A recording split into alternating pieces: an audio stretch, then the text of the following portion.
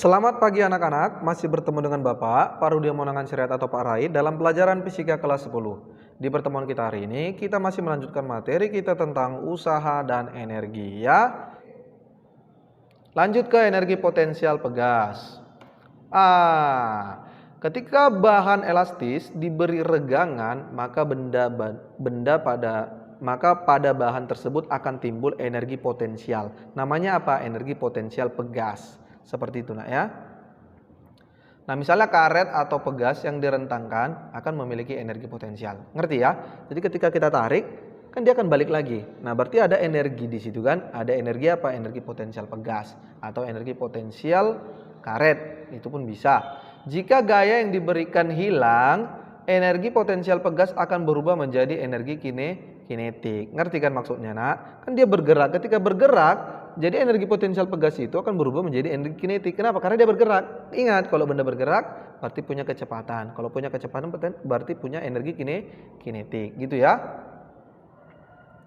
Sifat pegas ini dimanfaatkan pada shock breaker dan busur panah. Oke, itu dia ya. Nah, jadi secara matematis rumus energi potensial pegas yaitu setengah konstanta dikali delta X kuadrat, yaitu perubahan dikuadratkan ya. Nah, perubahan apa? Perubahan posisinya. Oke. Atau simpangannya ya, perubahan posisinya atau simpangannya itu dikuadratkan ya nak ya. Oke. Nah, persamaan di atas diperoleh dari hasil penurunan persamaan gaya pegas. Nah, ini kan hukum Hooke. Hukum Hooke itu yaitu F sama dengan K kali delta X. Besarnya usaha yang diperlukan untuk meregangkan pegas adalah sama dengan keadaan energi potensial akhir dikurangi keadaan energi potensial awal dari pegas. Nah, ini dia. Jadi usahanya itu energi potensial akhir dikurang energi potensial awalnya. Atau W sama dengan setengah K delta X2 kuadrat kurang setengah K delta X1 kuadrat. Nah, ini adalah usaha untuk pegas ya nak ya. Perubahan energi potensial pegas. Untuk keadaan awal misalnya delta X1-nya 0, maka energi potensial awalnya juga 0 ya kan. Nah, sehingga usaha untuk meregangkan pegas dari keadaan awalnya yaitu langsung aja berarti 0 langsung hasilnya si EP awalnya. Maka hasilnya menjadi W sama dengan setengah K delta X2 kuadrat. Oke, kita masuk ke contoh soal. Sebuah pegas memiliki konstanta pegas 2 kali 10 minus 2 Newton per meter. Ini konstantanya, K-nya ya.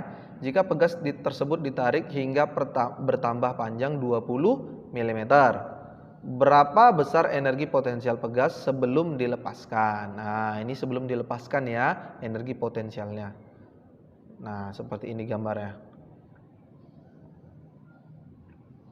Nah, oke. Diketahui K-nya 2 kali 10 pangkat 2. Kemudian delta X-nya tadi 20 mm. Kita rubah ke meter menjadi 2 kali 10 minus 2 meter. Yang ditanya adalah energi potensialnya. Maka kita jawab. EP sama dengan setengah K delta X kuadrat. Masukin. Maka setengah K-nya 2 kali 10 pangkat 2. Delta X-nya 2 kali 10 minus 2 kuadrat. Hasilnya menjadi 4 kali 10 minus 2 Joule. Oke? Seperti itu. Latihan. Ini soal untuk kalian. Sebuah pegas diberi gaya 20 Newton sehingga mengalami pertambahan panjang 10 cm. Tentukanlah konstanta pegas, B energi potensial pegas yang dimiliki pegas jika diberi gaya 30 Newton. Hukum kekekalan energi mekanik. Oke. Sebelumnya sudah dikemukakan bahwa energi di alam ini tidak dapat dimusnahkan dan tidak dapat diciptakan. Itu tadi hukum pertama, hukum kekekalan energi ya. Nah, akan tetapi energi hanya bisa berubah bentuk seperti yang tadi kita jelaskan ya. Jika gaya-gaya yang bekerja pada sebuah benda bersifat konservatif, maka total usaha yang dilakukan sampai kembali ke kedudukan semula atau satu siklus adalah 0. Atau energi yang dimiliki benda itu adalah konstan atau tetap. Sebuah benda masanya M bergerak vertikal ke atas. Pada ketinggian benda H1 kecepatannya V1. Setelah ketinggian benda mencapai H2 berarti kecepatannya V2 gitu ya. Nah, Jika gaya gesekan benda dengan udara diabaikan, maka ini akan memenuhi hukum kekekalan energi mekanik, ya. Usaha yang dilakukan pada benda sama dengan negatif perubahan energi potensialnya. Ini dia. W sama dengan min mgh2 kurang mgh1. Gitu ya, Nak ya. Karena benda yang dilempar ke atas. Berarti kan dia min. Nah, ya. Di sini dia min mgh2 kurang mgh1. Usaha yang dilakukan pada benda sama dengan perubahan energi kinetiknya. Nah, ini dia. W sama dengan setengah mv2 kuadrat kurang setengah mv1 kuadrat. Sehingga didapatlah hubungan antara keduanya tadi, mgh1 kurang mgh2 sama dengan setengah mv2 kuadrat kurang setengah mv1 kuadrat. Maka kalau kita pindahkan setengah mv1 kuadratnya ini kan min, pindah berarti jadi positif. Kemudian min mgh2 nya ini pindah ke kanan jadi positif juga. Maka hasilnya menjadi mgh1 tambah setengah mv1 kuadrat sama dengan mgh2 tambah setengah mv2 kuadrat. Atau didapatlah EP1 tambah EK1, EP1 itu MGH1, EK1 itu setengah MP1 kuadrat, kemudian EP2 itu MGH2, dan EK2 itu setengah MV2 kuadrat. Inilah hukum kekekalan energi mekanik. Oke? Jumlah energi potensial dengan energi kinetik disebutlah dengan energi mekanik atau EM. Oleh karena itu, persamaan di atas dinamakan dengan hukum kekekalan energi mekanik, ya. Jadi energi mekanik itu rumusnya yaitu energi potensial ditambah energi kinetik, yaitu konstan. Oke? Itulah hukum kekekalan energi mekanik. Dari rumus tersebut didapat bahwa jumlah energi kinetik dan energi potensial suatu benda bernilai tetap jika gaya-gaya yang bekerja pada benda bersifat konservatif, ya, seperti itu. Contoh, sebuah benda meluncur tanpa gesekan pada lintasan seperti pada gambar. Ini gambarnya. Ya, seperti itu. Benda tersebut dilepas pada ketinggian H itu adalah 4R. R-nya itu ya ini, jari-jari lintasannya yang di bawah ini. Dan R itu sama dengan 1 meter. Berapa kecepatannya pada titik A? Ini. Berapa kecepatannya di titik A ini? Wah, apakah ini soal yang sulit? Mari kita jawab menggunakan hukum kekekalan energi mekanik. Diketahui HB-nya yaitu 4R jika R-nya itu 1 meter. Dan HB-nya berarti berapa? Berarti 4 meter dong, ya kan? Nah, H ketinggian A itu 2R. Nah, itu sama dengan 2, ya kan? Karena R-nya tadi 1, berarti 2 kali 1, 2. Kemudian MA itu sama dengan MA-nya, yaitu M. Kemudian kecepatan di B itu sama dengan 0. Dan G-nya 10 meter per sekon kuadrat. Ditanya adalah kecepatan di titik A tadi. Kita jawab. Nah, kita menggunakan hukum kekekalan energi mekanik. EMB sama dengan EMA. Maka, apa tadi rumus energi mekanik? Energi potensial ditambah energi kinetik. Apakah sudah bisa? Nih dia. Kita turunkan lagi. M kali G kali HB tambah setengah MVB kuadrat sama dengan MGH tambah setengah MVA kuadrat. Oke? Ini sudah bisa kita masukin belum? Sudah. Yuk. 10 kali 4 tambah setengah ini 0 kuadrat. Oke? Sama dengan 10 kali 2 tambah setengah VA kuadrat. 40, 10 kali 4, 40. Ini 0 sama dengan 10 kali 2, 20 tambah setengah VA kuadrat. 20-nya pindah ke kiri, berarti 40 kurang 20. Sama dengan setengah VA kuadrat.